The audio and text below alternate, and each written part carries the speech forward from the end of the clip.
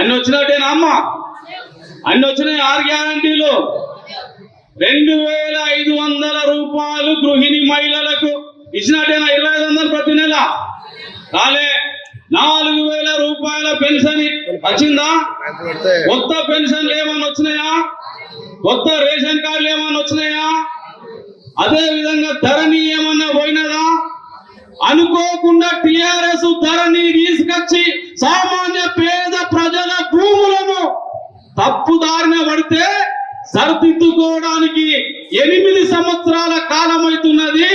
నువ్వు ధరణి తీసేసి భూమాత తీసుకొస్తున్నటువంటి యొక్క కాంగ్రెస్ పార్టీని మరి సంవత్సర కాలం అవుతున్నది కదా, మరి ప్రజల సమస్యల మీద ఎందుకు ఆలోచన చేయడానికి మీకు సమయం దొరుకుతలేదని ఈ రోజు భారతీయ జనతా పార్టీ డిమాండ్ చేస్తున్నది.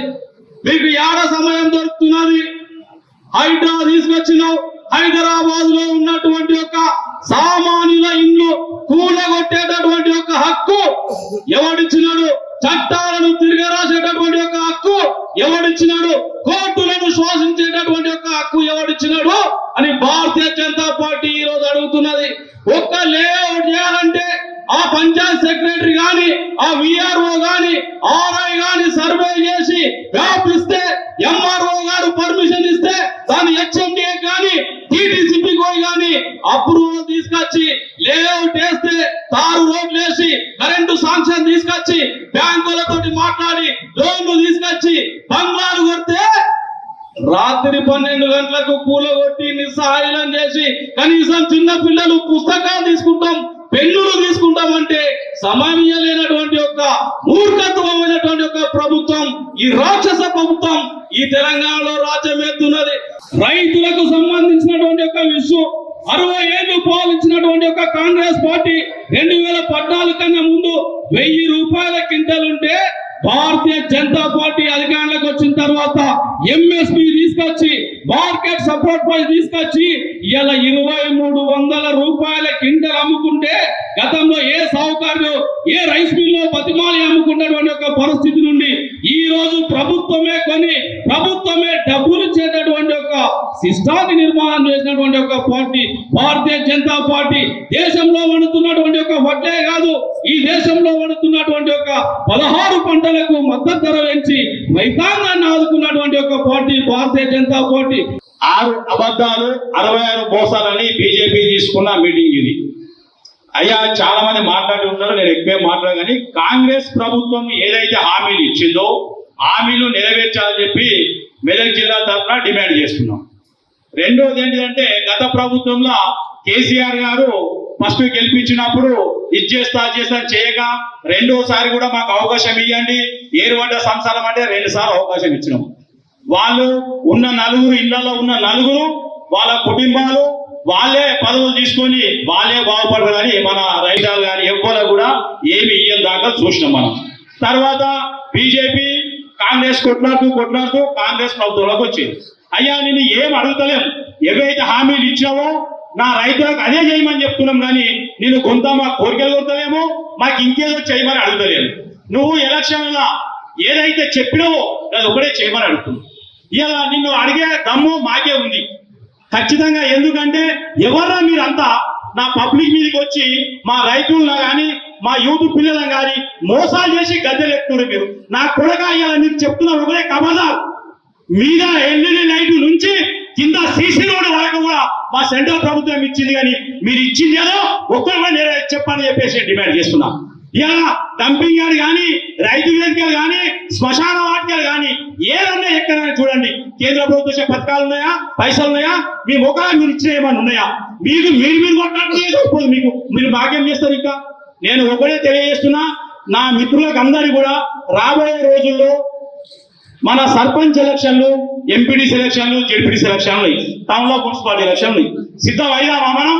ఒక్కసారి మనకు అవకాశం ఇస్తే కొడుక మాకు ఇచ్చే మొగోడే ఉన్నాడు బీజేపీలో, గుర్తు పెట్టుకోదు. తెలంగాణలో ఒక్కసారి అధికారం మాకు ఇచ్చి చూడండి, ఏం చేస్తావో చూస్తాం. మీకు మళ్ళా ఉన్న దించే మొగోడు అన్నదే ఉండదు. కానీ అట్లా చేసి చూపిస్తాం మా పరిపాలన.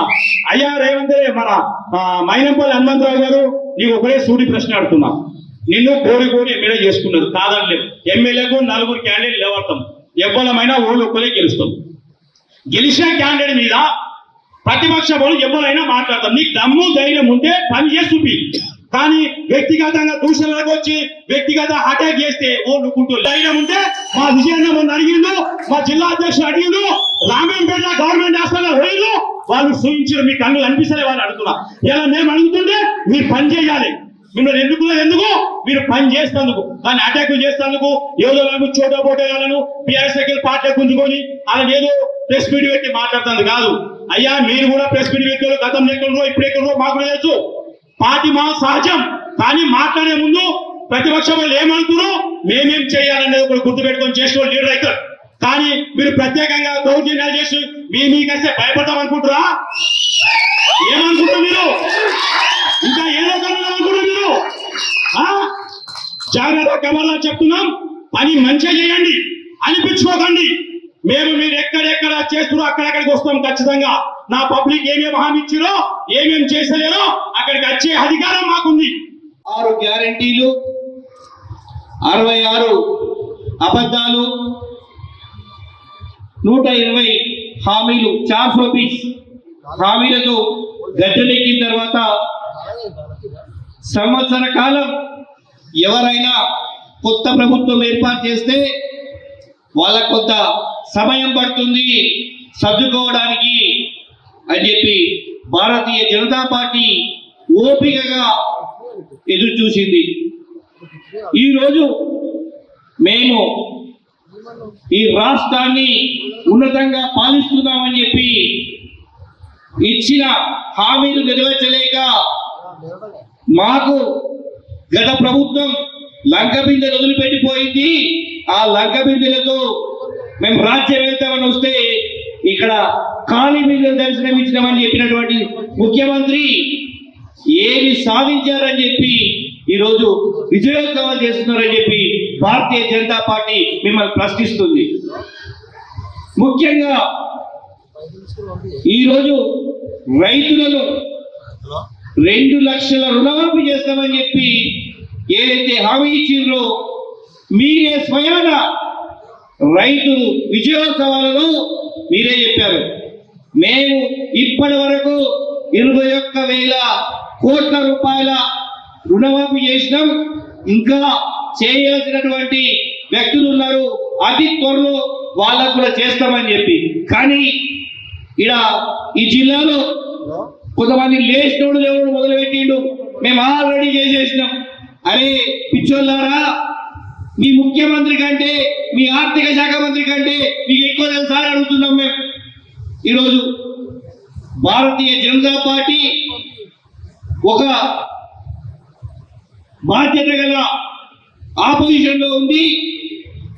ప్రభుత్వం చేస్తున్నటువంటి సంక్షేమానికి తోడుగా ఉంటామని చెప్పినాం. కానీ మీరు ప్రజలకు సంక్షేమం అని ఇస్తామని చెప్పి వచ్చి మీరు ప్రజలను తప్పుదో పట్టిస్తే, మీరు ఇచ్చిన హామీలు నెరవేర్చకపోతే విడా మీ ఎంబడ పడతాం, మిమ్మల్ని వేటాడతామని చెప్పి సందర్భంగా తెలియజేస్తున్నాం. ముఖ్యంగా మేము మొన్న ఏదైతే ఈ కాన్స్టిట్యున్సీలో మెదక్ అసెంబ్లీలో స్వయాన ముఖ్యమంత్రి వచ్చినప్పుడు ఇచ్చిన హామీల మీద కానీ, ఈ స్థానిక ఎమ్మెల్యే మైనంపల్లి రోహిత్ ఇచ్చినటువంటి హామీల మీద కానీ ఛార్జ్ షీట్ మేము దాఖలు చేస్తే వాటి మీద మీ నాయకులు స్థాయి మరిచి అవాకులు చెవాకులు మాట్లాడుతున్నారు. అదేవిధంగా మొన్నటికి మొన్న మేము రామాయంపేట్ వెళ్ళినప్పుడు రామాయంపేటలో ఉన్నటువంటి కొందరు నాయకులు మేము ఈ కాన్స్టిట్యున్సీని 200 కోట్ల రూపాయలతో అభివృద్ధి చేస్తామని చెప్పి మాట్లాడారు. దానికి నేను ఆ రోజు పత్రిక ముఖ్యంగా ఒక ఛాలెంజ్ చేసిన కాంగ్రెస్ నాయకులకు, మైనంపల్లి రోహిత్ కు, మైనంపల్లి హనుమంతరావుకు ఇప్పటికి 2 రోజులు కలిసి వస్తుంది. ఇప్పటి వరకు మరి కాంగ్రెస్ నాయకులు కానీ స్థానిక ఎమ్మెల్యే కానీ నేను చేసిన ఛాలెంజ్ ని స్వీకరిస్తున్నారా లేదా తెలియాల్సినటువంటి ఆవశ్యకత ఉన్నది. అంటే మీరు ఆ ఛాలెంజ్ ని ఒప్పుకోకపోతే బహిరంగ క్షమాపణకు కాంగ్రెస్ నాయకులు రావాలని చెప్పి భారతీయ జనతా పార్టీ తరఫున మేము డిమాండ్ చేస్తున్నాం. పేరిట పథకము 6 హామీలను ఇస్తున్నా అని చెప్పేసి మహాలక్ష్మి పేరు మీద ఏమి ఇచ్చిండు? మహాలక్ష్మి కోసమని ఏదైతే మహిళలకు ప్రతి నెల 2500 ఇస్తానడా లేదా చెప్పండి మీరు. ఏమమ్మా తల్లి, మహిళలకు 2500 ఇస్తానడా? ఇచ్చిందా అంటే మరి ఇయ్యలేదని చెప్పాలి. ఇచ్చిందా? గట్టే చెప్పండి. వీళ్ళకి ఇచ్చినట్టున్నారు. మీ ఇంట్లో ఇచ్చిందా? మీ ఇంట్లో ఇచ్చిందా? ఇయ్యలేదు. ఇది అవును, ఇదేమి ఇయ్యలేదు. ఇంకొకటి 500 గ్యాస్ సబ్సిడీ ఇస్తా అన్నాడు. 500 తగ్గించిందా? తగ్గించిందా? తగ్గించకపోతే తగ్గించలేదమ్మా. తగ్గించిరా?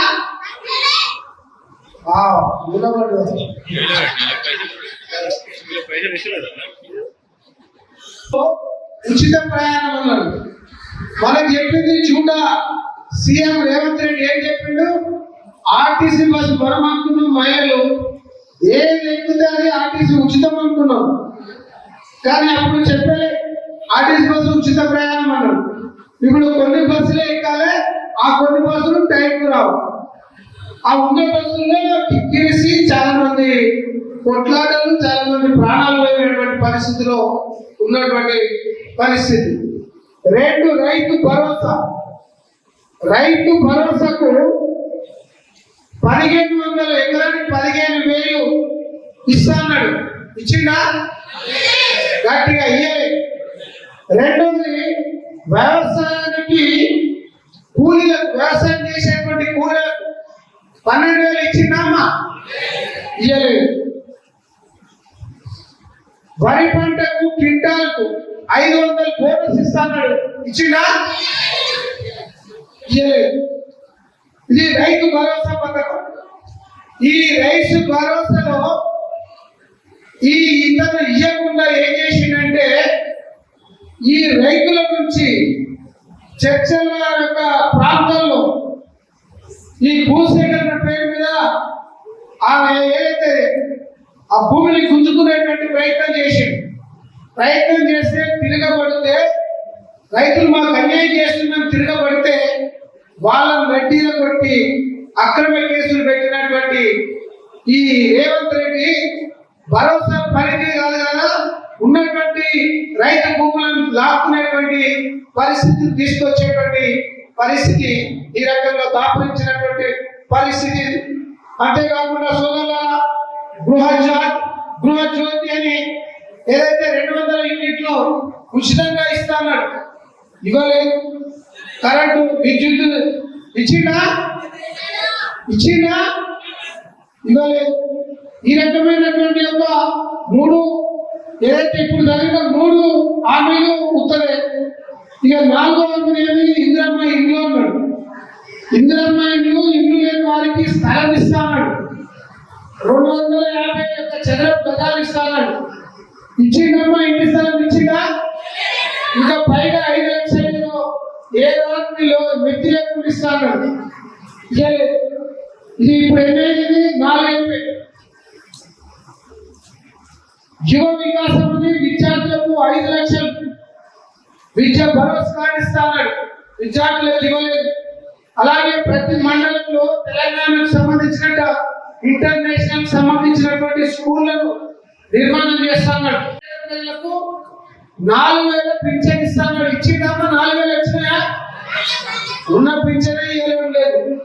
ఈ రకమైనటువంటి పరిస్థితిలో అంతేకాకుండా 10 లక్షలు రాజీవ్ యొక్క ఆరోగ్యశ్రీ పథకం కింద 10 లక్షల ఆరోగ్యానికి ఇస్తాడు.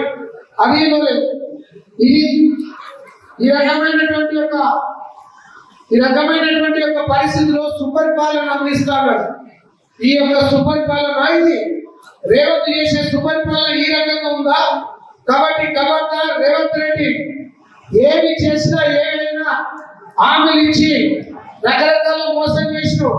కాబట్టి ఇటువంటి యొక్క ముఖ్యమంత్రిని ప్రజాకోట్లో నిలబెట్టాలనే ఒక ఉద్దేశంతో ఈ దేశవ్యాప్తంగా మరి ఏదైతే కాంగ్రెస్ యొక్క పాలన విషయంలో కానీ మరిన్ని వీడియోస్ కోసం ఛానల్ ని సబ్స్క్రైబ్ చేయండి. లేటెస్ట్ అప్డేట్స్ కోసం వాట్సాప్ ఛానల్ ని ఫాలో అవ్వండి. ఆ లింక్ డిస్క్రిప్షన్ లో ఉంది.